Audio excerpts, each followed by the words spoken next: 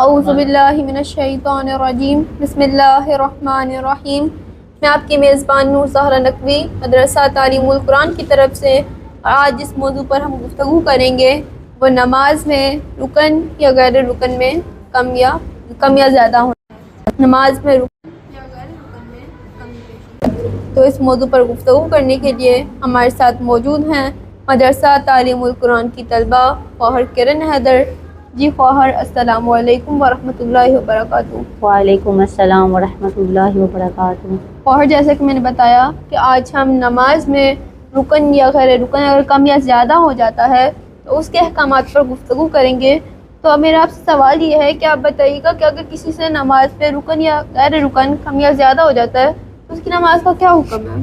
جی، آپ نے بہت ہی ضروری سوال کیا کہ ہاں، میں مومنین کی تھوڑی سی توجہ کی طلبگار ہوں، کیونکہ یہ مسئلہ کبھی بھی کسی وقت بھی کسی کے ساتھ پیش آ سکتا ہے۔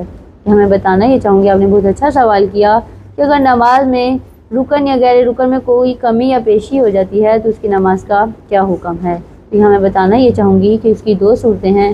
اگر تو سب سے پہلے اگر تو نماز میں کسی رکن میں کوئی رکن کم یا زیادہ ہو جاتا ہے تو اس صورت میں اس کی نماز باطل ہے۔ اب اگرچہ اس نے بھولے سے اسے چھوٹا ہے یا جان بوجھ کے اس نے چھوڑا ہے تو دونوں صورتوں میں اس کی نماز باطل ہے۔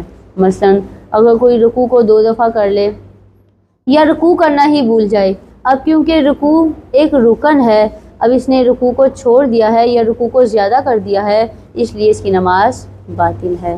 دوسری صورت کہ اگر کوئی غیر رکن کو بھولے سے چھوڑ دے، اب کیونکہ اس نے بھولے سے ایسا کیا ہے تو اس کی نماز تو صحیح ہے لیکن وہ سجدہ سہو بجا لائے گا۔ مثلا اگر کوئی تشہد کرنا بھول جائے یا تشہد کو 2 دفعہ پڑھ لے تو اس صورت میں اس کی نماز تو صحیح ہے لیکن وہ سجدہ سہو بجا لائے گا۔